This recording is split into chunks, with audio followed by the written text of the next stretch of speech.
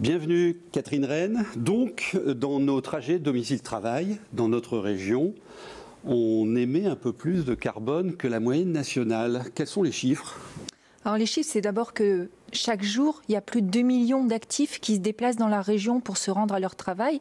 Ils émettent, à eux tous, ils émettent environ 1,8 million de tonnes de CO2. C'est l'équivalent de 1,8 million d'allers-retours Paris-New York. Et si on rapporte ces émissions de CO2 au nombre d'actifs, ça représente 833 kilos de CO2 par actif, ce qui représente quand même 42% de l'objectif qui avait été fixé par les accords de Paris à limiter les émissions de CO2 par habitant à 2 tonnes. Donc il y a du boulot.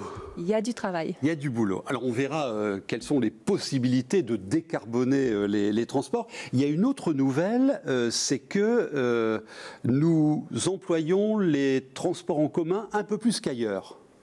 Oui, en fait, pourquoi est-ce qu'on émet plus de CO2 ? C'est parce qu'on parcourt des distances plus longues qu'ailleurs pour se rendre à son travail. Pour autant, si on rapporte les émissions de CO2 au nombre de kilomètres parcourus, là, la région est en première position, mais dans le bon sens, c'est-à-dire qu'elle est hors Paris, c'est-à-dire qu'elle est la plus éco-efficace. Pourquoi ? Parce que lorsqu'on parcourt des petites distances ou des distances supérieures à 30 km, on va plutôt favoriser les transports en commun qui sont moins émetteurs de CO2. D'accord. Alors, Cyril, notre réalisateur, va nous donner une carte qui est en fait la photographie des émissions dans notre région.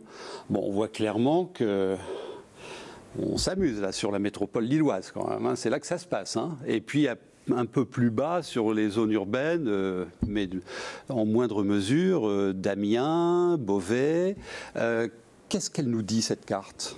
Alors cette carte, elle nous dit plusieurs choses. Elle nous dit déjà que lorsqu'on habite et qu'on travaille dans un pôle urbain, on émet moins de CO2 que les autres habitants de la région, parce qu'en général, on a à sa disposition, près de son domicile, des transports en commun, ou alors on va travailler à pied ou à vélo, donc des mobilités dites douces. Vos chiffres sont flagrants là-dessus. Oui. Ce que nous dit aussi cette carte, c'est que lorsqu'on fait des trajets vers Lille, des longs trajets vers Lille ou vers Paris, là aussi on émet plutôt moins de CO2 parce que là aussi on va plutôt privilégier un transport en commun. En revanche, pour se rendre dans les pôles depuis les zones plus rurales, notamment lorsqu'on se situe dans le bassin minier ou sur le long du littoral, là on va plutôt prendre la voiture pour se déplacer, pour aller à son travail et donc plus émettre de CO2.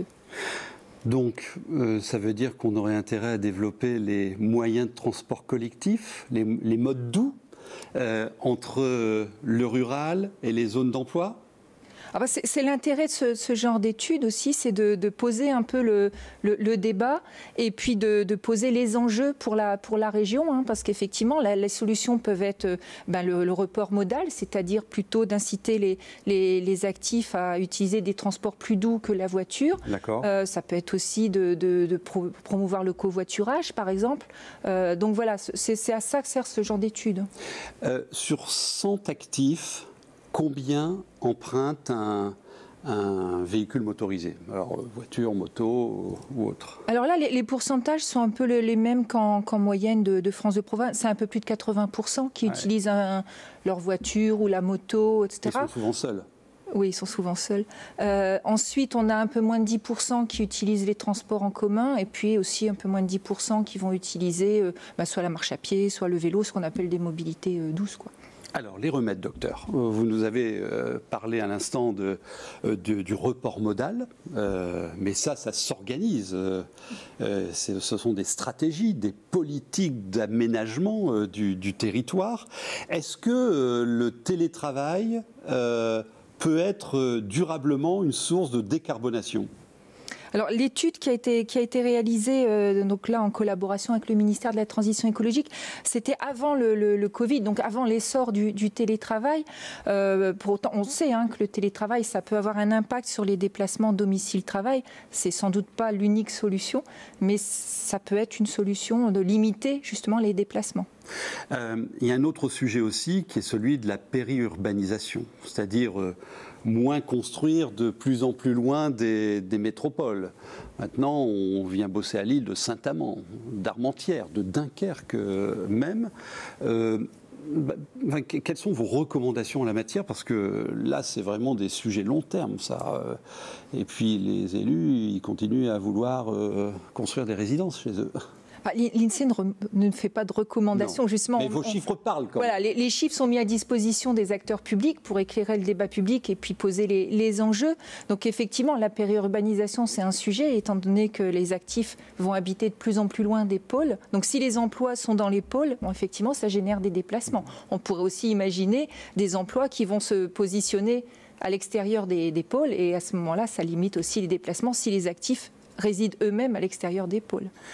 Pensez-vous, ou en tout cas vos chiffres pensent-ils, que le covoiturage pourrait devenir un modèle dominant? Parce que là, c'est encore marginal aujourd'hui, même si sur la 1, on vient d'ouvrir le couloir de la covoite, mais bon. Alors, les chiffres ne le disent pas. Après, c'est effectivement un changement de mentalité, un changement d'habitude. Donc, effectivement, il y a des expériences actuellement sur la 1, donc dans la région. Effectivement, là, c'est un changement de comportement, mais on voit bien que tout ce qui se passe du fait des transitions climatiques, ça va occasionner des changements de comportement et pourquoi pas plus de covoiturage à l'avenir. Une dernière question, est-ce qu'il y a un sujet sur le renouvellement du parc automobile? Autrement dit, ceux qui se déplacent pour aller bosser, ont-ils des voitures critères 3, 4, 5?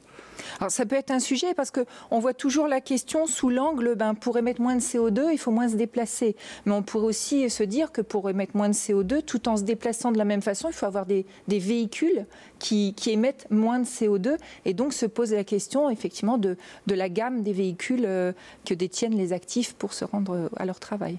Vous, perso, comment vous rendez au travail? Moi, je vais à pied. J'ai la chance d'aller travailler à pied.